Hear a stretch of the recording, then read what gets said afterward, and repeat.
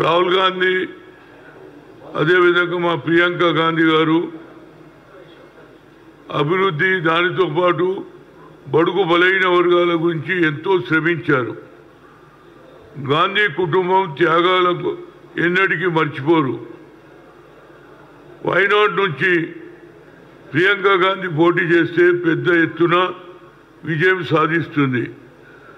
సామాజిక న్యాయం ప్రధాన ఎజెండాగా కాంగ్రెస్ పార్టీ మేనిఫెస్టోలో పెట్టింది.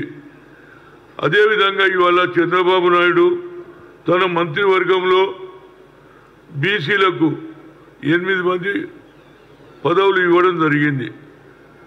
దీనికి నేను స్వాగతం పలుకుతున్నా. ఎందుకంటే ఓబీసీ ఎంపీస్ కన్వీనియర్గా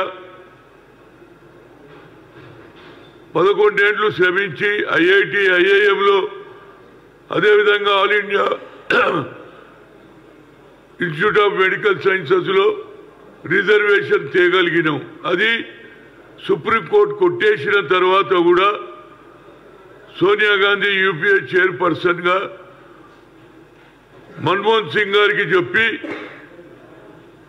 ఆ బిల్లు పెట్టడం వల్ల ఇలా కొన్ని వేల సంఖ్యలో మహిళలు కానీ యువకులు కానీ ఈనాడు జీతాలు సంపాదిస్తున్నారు 1,00,000 పైన.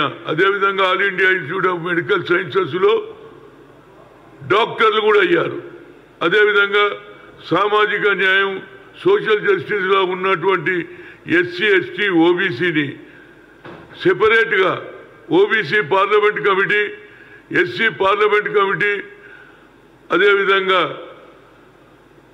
మరి 3 పార్లమెంట్ కమిటీలు చేయడం, అది ఎన్డీఏపీ అది ఓబీసీ కమిటీ ఆనాడు ఉన్నటువంటి సోనియా గాంధీ యూపీఏ చైర్పర్సన్గా చేయడం జరిగింది. అదేవిధంగా ఇందిరాగాంధీ కుటుంబం త్యాగాల కుటుంబం. కాంగ్రెస్ పార్టీ కూడా బీసీలకు ప్రాధాన్యత ఇస్తుంది. ఎన్నికల మేనిఫెస్టోలు కూడా పెట్టాం మేము. అదేవిధంగా ఎన్డీఏ ఈనాడు ప్రభుత్వంలో వచ్చింది కాబట్టి నితీష్ కుమార్ కూడా ఎన్డీఏలో పార్టీ, అదేవిధంగా చంద్రబాబు కూడా అందులో పార్టీ. కనుక నాది ఒక రిక్వెస్ట్ ఉంది. నితీష్ కుమార్ గారు ఓబీసీల గురించి కులగణన చేశారు. అదేవిధంగా చంద్రబాబు నాయుడు కూడా కులగణన దానికి యావత్ భారతదేశంలో కులగణన జరగాలి. ఎందుకంటే గతంలో రాజ్నాథ్ సింగ్ హిమ్సెల్ఫే చెప్పాడు 2008లో కులగణన చేస్తా అన్నాడు, చేయలే. ఈసారి అన్నా తప్పనిసరిగా కులగణన జరగాలి. దానికి సరిగ్గా ఉన్న జనాభా ప్రకారంగా వాళ్ళది ఒక సెపరేట్ మినిస్ట్రీ ఉండాలి. అదేవిధంగా వారికి సరి అయిన న్యాయం జరగాలంటే కులగణన జరుగుతూనే జరుగుతుంది. దీనికి చంద్రబాబు నాయుడు గారు తప్పనిసరిగా ప్రయత్నం చేయాలని కోరుతున్నా.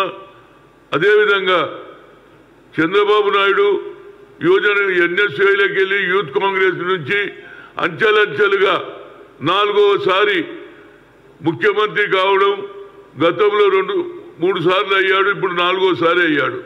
తప్పనిసరిగా బడుగు బలహీన వర్గాల గురించి న్యాయం చేయాలని అదేవిధంగా గర్వపడుతున్నా నేను. ఎందుకంటే యువజన కాంగ్రెస్ నుంచి వచ్చిన వ్యక్తి 4వసారి ముఖ్యమంత్రి కావడం నా ఉదయపూర్వక ధన్యవాదాలు. తప్పనిసరిగా బడుగు బలహీన వర్గాలకు ఎక్కువ ప్రాధాన్యత ఇవ్వడానికి ఆయన కూడా ఎన్డీఏలో ఉన్నాడు కాబట్టి ఏ విధంగా నితీష్ కులగణన చేశాడో అదేవిధంగా కులగణన అన్ని రాష్ట్రాలలో జరగాలనేది నా ఉద్దేశం. యాజ్ ఎ ఓబీసీ ఎంపీస్ కన్వీనియర్గా తప్పనిసరిగా ప్రధానమంత్రిని కూడా కలుస్తాను.